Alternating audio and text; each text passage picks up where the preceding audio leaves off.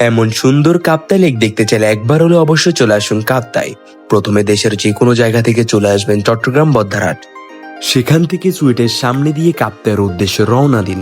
যাওয়ার পুরো পথেই এক পাশে পাহাড় আর অন্য পাশে লেকের মনোমুগ্ধকর দৃশ্য দেখতে দেখতে পৌঁছে যাবেন কাপ্তাই ঘাট। কাপ্তাই ঘাট থেকে বোট রিজার্ভ করতে হয়। আমরা ছিলাম 2 জন, পরে আরো 5 জনের একটি গ্রুপের সঙ্গে মিলে মোট 7 জন হয়ে একটি বোট রিজার্ভ করি। বোটে করে চারপাশের পাহাড় আর মাঝখানে বিশাল লেকের অপরূপ সৌন্দর্য দেখতে দেখতে পৌঁছে গেলাম একটি আদিবাসী গ্রামে। সেখান থেকে একটি ছোট বাজার রয়েছে, চাইলে স্থানীয় বিভিন্ন জিনিসপত্র কেনাকাটা করতে পারেন। এরপর আমরা গ্রামের উপরে উঠে গেলাম, সেখানে মাটির তৈরি ঘরগুলো ঘুরে দেখলাম, কিছুক্ষণ ছবি তুললাম। তারপর নিচে নেমে স্থানীয় আদিবাসীর সঙ্গে কিছুক্ষণ আড্ডা দিয়ে আবার বোটে করে রওনা দিলাম লেক শো রিসোর্টের দিকে। সেখানেও একটি ছোট বাজার ছিল, পাহাড়ি মানুষ বিভিন্ন ধরনের ফল বিক্রি করছিল। জায়গাটা অনেক সুন্দর, ভিউ পয়েন্ট আছে। আমরা বেশ কিছু ছবি আর ভিডিও তুললাম। তারপর উপরের দিকে উঠে পুরো কাপ্তাই লেকের দৃশ্য দেখলাম। সত্যি বলতে ওই ভিউটা সামনে থেকে না দেখলে বোঝানোই যাবে না কত সুন্দর।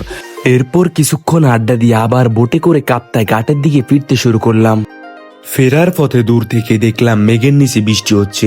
একটু পরেই আমাদের দিকে বৃষ্টি চলে এলো। বৃষ্টি এতটাই জোর হচ্ছিল যে আমরা বোটের নিচে চলে গেলাম। আমি আর কয়েকজন মজা করে লাইফ জ্যাকেটও পরে নিয়েছিলাম। কিছুক্ষণ পর বৃষ্টি থেমে গেল, আর তখন লেকটা যেন আরো বেশি সুন্দর লাগছিল। রোদের সময় যেমন ভালো লাগছিল, বৃষ্টির পরে পরিবেশটা ছিল একদম অন্যরকম, অনেক শান্ত আর মন ছুঁয়ে যাওয়ার মতো।